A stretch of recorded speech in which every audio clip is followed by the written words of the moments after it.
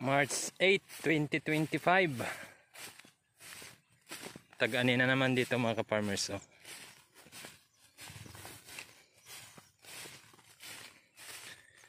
Dalawang araw lang ang hindi nakapamasyal. Ang dami-dami nang na-repair. Bibisitahin natin yung kanyan. Yung NK natin. Time check 5:30. May naiwan na dito sa gitna oh. Titignan ko yung NK natin dyan para i-schedule din natin kung kailan pwedeng ipa-harvest. Maganda talaga pag harvester kasi lalo na dito sa amin hindi pwedeng magsunog ng dayami. Yung isang tumpok na dayami na doon kanyon pinatrabaho ko sa iba kasi dito ako nag-focus malapit dito sa Maisan.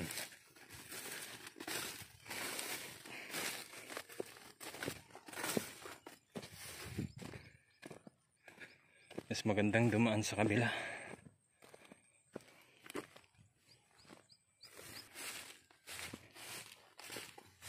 Yan sa atin mga ka-farmers.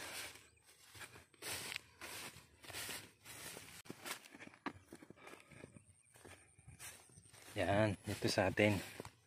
Hybrid. Pero sa tingin ko hindi pa pwede. Ang masama nito, pumunta na halat dito yung atangya.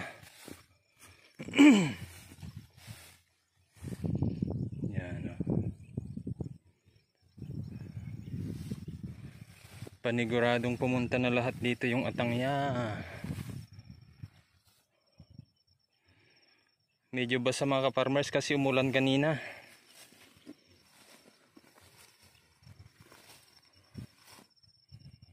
Oh, yan na yung mga atangya oh. Yan na nagtago. Yung lumipad.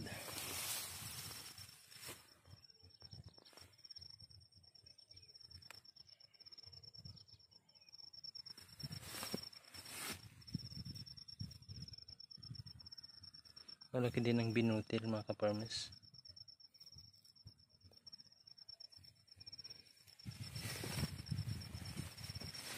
Maganda rin to oh.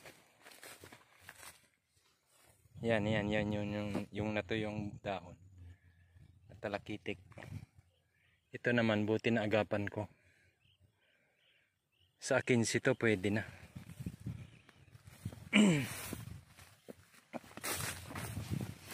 Pasokin natin.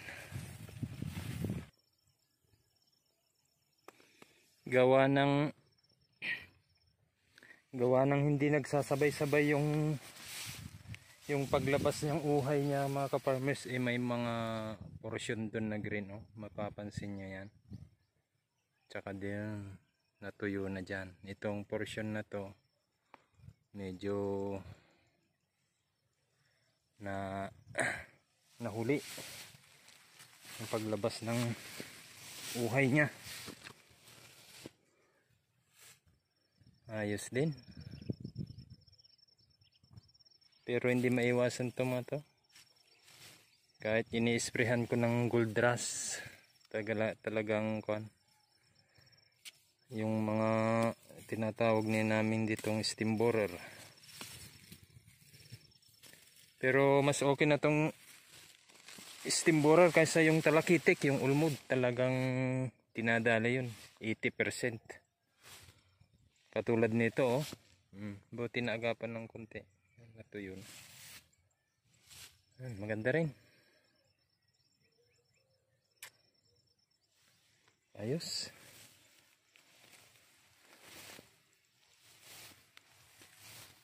Yan katulad niyan no. Natuyo na. Natamaan talaga. Dapat ipaani na hanggang 15.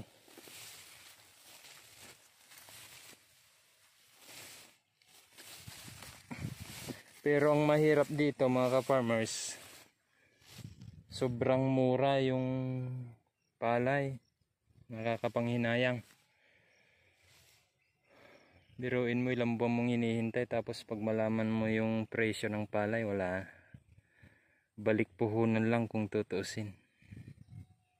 Pero wala tayong magagawa, hindi naman natin hawak yung presyo ng palay. Ayan, katulad nyan, yan yung sinasabi ko, nadali oh.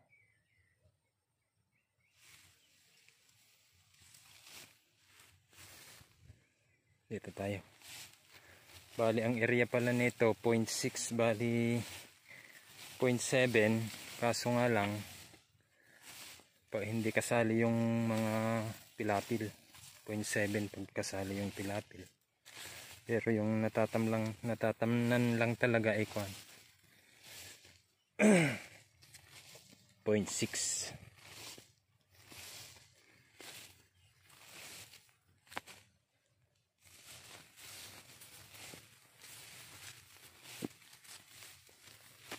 Yan o, nadali ng ulmod, sayang. Pero okay na rin yan kasi naagapan ng konti. Pwede na rin tong ipaani.